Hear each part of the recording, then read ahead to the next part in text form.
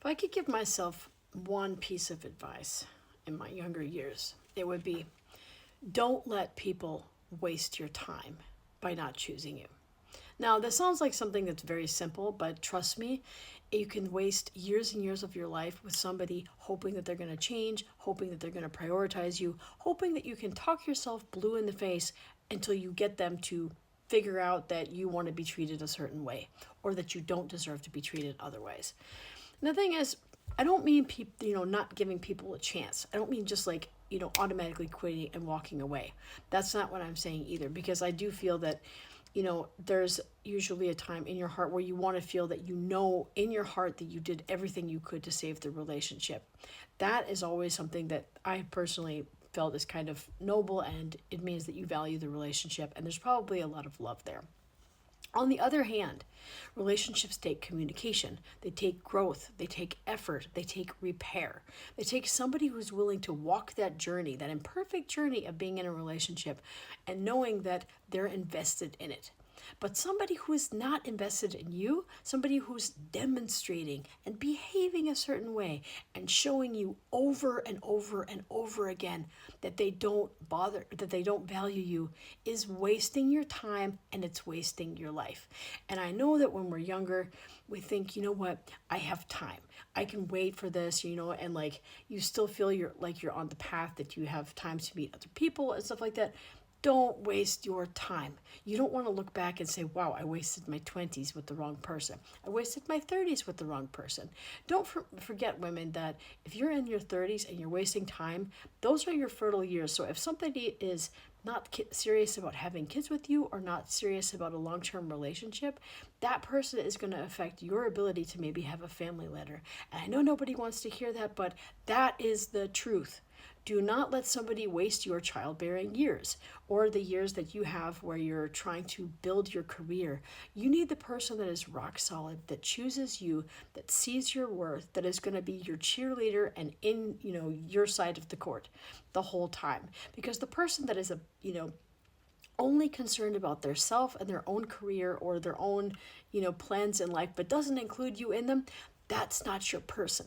And I know that that's a really hard thing to hear. Nobody wants to hear that because we all think, that we might have met the love of our life, but we're not paying attention to all of the signs.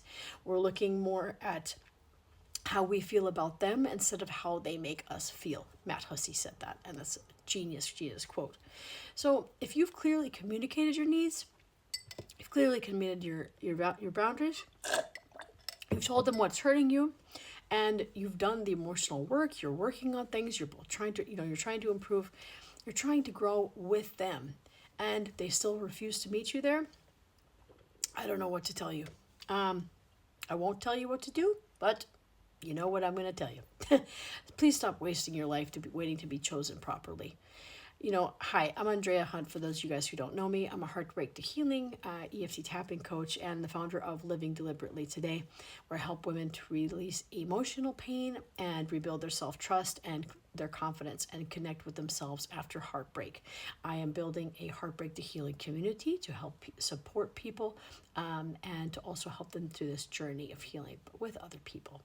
So, and one thing I see so many women is spend years exhausting themselves trying to save a relationship that was slowly destroying them. And guess what? I have been that person more than one time. And I'm telling you, after all the healing work that I've done, please don't waste your time doing like that. Please don't do like I did. Please find a way to find the wisdom earlier on in your life. I did not have the emotional tools at the time, and now I do. And if anything, I could impart wisdom on somebody else. Please listen to me on this. Because if you just spend your whole time trying to keep the peace, trying not to ask for too much or beef too much, or trying to love somebody into changing or saving them or something like that, or hoping that one day they're going to choose you or prioritize you when they've shown you that maybe everything else in their life takes priority but you. That's not your person. Maybe you're trying to prove your worth through being loyal and being supportive, maybe being patient or sacrificing or being understanding, but you're just not getting that back. And then meanwhile, your own emotional needs are maybe going unmet. maybe your dreams together as a couple or having a family or having a long-term, future or whatever is just not coming together, but you're not able to see it for what it really is. And again, I know that that's hard to hear because I have been there, and I was a person who was 1000% invested in a ship that was sinking. Okay, I know. And the thing is, it's like, your life is a one-time show. You don't get any do-overs. These are your years in your life that you can't get back. Don't let somebody waste them. And I think that most people don't realize that until way later, how much time that they wasted with the wrong person. Please don't do that. Anyway, if this kind of resonated with you, let me know in the comments. Have you ever done this? Do you have any advice you'd like to give to other women to support them and help them on their journey of healing? And if you like this, go ahead and like and subscribe for more. And you'll learn a little bit more about how I use EFT tapping to target the feelings of heartbreak, things that like belief wounds where we don't feel good enough after a breakup, how it wipes out our confidence. And also, those different stages of healing, like, when you start to realize, your own role in it, or also just trying to, get a hold of your emotions through the healing process and rebuild your confidence and move forward with the rest of your life. Once you sit and realize, all right, what now? So follow me, like, share, and subscribe for more. Bye.